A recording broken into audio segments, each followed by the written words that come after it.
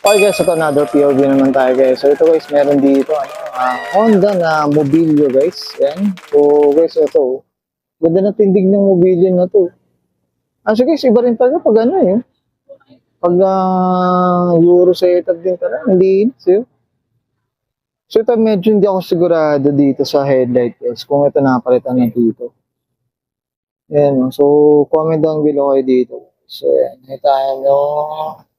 So ito color black siya guys. Napakalinis ng ano. Hirap din taga i-maintain ng black guys. Talagang may makakaroon taga ng swerve marks. Pero this one guys, napakakinis na ito. Up tayo sa owner guys. So hopefully, sana ma-feature din natin. Ma-interview din natin. Pero wala dito yung owner guys. So ito yung mags. Ito.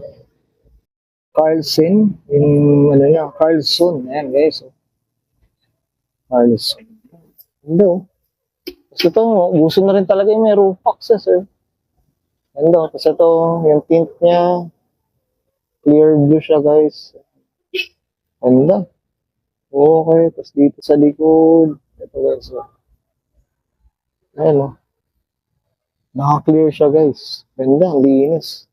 Parang ang kulay lang niya, ano. Black, silver lang talaga.